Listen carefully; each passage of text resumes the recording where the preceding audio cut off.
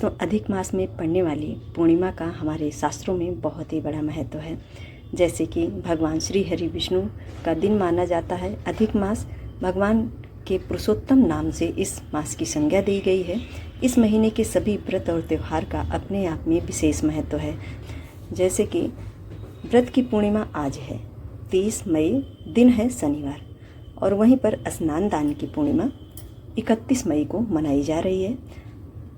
स्नान दान की पूर्णिमा में स्नान और दान का बहुत ही बड़ा महत्व है। गंगा में स्नान करना, वहीं पर भगवान सूर्य नारायण को अर्घ्य समर्पित करना, ज़रूरतमंद और ब्राह्मणों को दान करना, साथ में चंद्रमा का पूजन, माता लक्ष्मी का पूजन विशेष रूप से फलदायी माना गया है। आज के दिन गंगा स्नान का बहुत ही बड़ा महत्व है। तो ऐसे में यदि आप गंगा स्नान नहीं करने जा रहे हैं तो अपने घर के नहाने के जल में गंगा जल डाल करके स्नान करें। सुबह में ब्रह्म मुहूर्त में उठ करके, इसका बहुत ही बड़ा महत्व है, क्योंकि अधिक मास के प्रतिदिन अपने आप में श्रेष्ठ माना जाता है। अधिक मास में ब्रह्म मुहूर्त में उठ करके स्नान दान करने का भाव भी पूरे 1 महीने तक किया जाता है।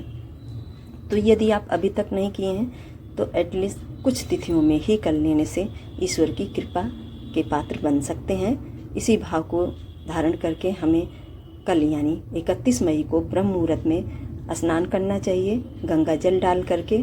उसके बाद सूर्य भगवान को अर्घ्य दें। अपने पूजा मंदिर में भगवान विष्णु, माता लक्ष्मी का पंचोपचार विधि से ऋतु के अनुसार जो भी फल फूल और धूप दीप आदि हों, तुलसी का पत्र भोग में भगवान को समर्पित करके पूजन जरूर से करना चाहिए।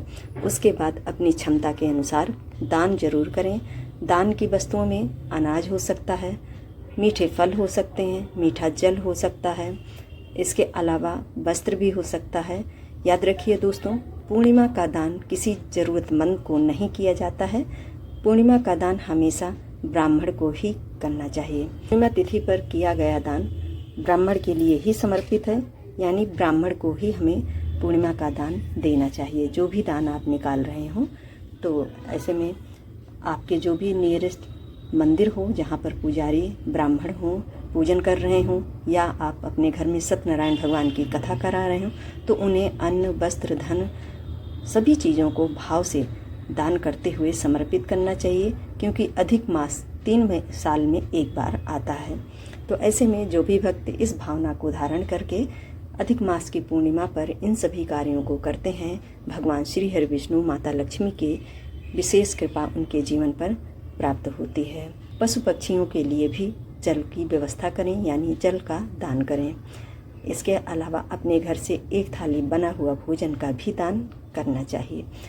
पितरों की भी विशेष कृपा प्राप्त होती है। पता नहीं किस रूप में, किस जीव के रूप में कौन से पितृ कहाँ पर हैं, हमें इसका ज्ञान नहीं होता है। ऐसे में ऐसी ही भावना करके हमें पितरों का ध्यान करते हुए कुछ भोजन पूर्णिमा अमावस्या पर जरूर से निकालना चाहिए। नदी के किनारे दीपदान की महत्वता है, तो नदी के किनारे दीपदान करें। नहीं जा सकते हैं तो आपके घर के आसपास कुआं, बावड़ी या आपके घर में जो जल रखने का स्थान है, वहाँ पर आप दीपदान करें। इसके अलावा मछलियों को इस दिन भोजन कराया जाता है। तो मछलियों को भोजन कैसे किया जा सकता है, इसके लिए आटे की गोलियां बना करके किसी सरोवर, तालाब, नदी, पोखरा कहीं जा करके आप इन गोलियों को एक एक करके डाल करके उन्हें भोजन के रूप में दान कर सकते हैं। इस तरह से इन सभी तिथियों पर जीव जंतु, पशु पक्षियों, ब्राह्मण आदि के लिए दान करने से हमारे जीवन में शुभता आती है और भगवान की विशेष कृपा प्राप्त होती है। साल 2026 में दोस्तों 31 मई दिन रविवार के दिन पूर्णिमा पड़ रही है। याद रखिए, रविवार के दिन पूर्णिमा पड़ रही है स्नान दान की। ऐसे में पीपल के वृक्ष में जल नहीं चढ़ाइएगा। जब पूर्णिमा या अमावस्या रविवार के दिन पड़ती है तो उस दिन पीपल के वृक्ष का पूजन नहीं किया जाता है, क्योंकि रविवार के दिन पीपल के वृक्ष में दरिद्रता वास करती हैं, ऐसा हमारे शास्त्रों में वर्णन मिलता है। तो आज के दिन पीपल के वृक्ष की पूजा ना करें, ना ही वहाँ जा कर के आप दीपदान या जलदान करें। आप इसके अलावा और किसी वृक्ष में दान कर सकते हैं। यानी बरगद का वृक्ष है, नीम का है, साथ ही बेल का वृक्ष है, तो उसमें जा कर के आप दीपदान कर सकते हैं। शास्त्रों में मनाही है, रविवार के दिन पीपल के वृक्ष की पूजा नहीं की जाती है, ऐसा हमारे शिव महापुराण में वर्णन मिलता है। तो इन सभी विधि और नियमों का पालन करते हुए प्रत्येक पूर्णिमा तिथि पर यदि हम इन सभी कार्यों को करते रहते हैं तो हमारे जीवन में पुण्यों की वृद्धि होती है और हमारे जीवन से निगेटिविटी यानी दुखों का नाश होता है।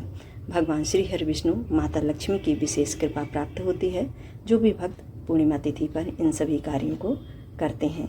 पूर्णिमा तिथि की यदि शुरुआत की बात की जाए तो 30 मई की दोपहर में 11:58 से पूर्णिमा लग रही है, जो कि 31 मई को दोपहर में 2:14 पर समाप्त हो जा रही है। उसके बाद प्रतिपदा लग जा रही है।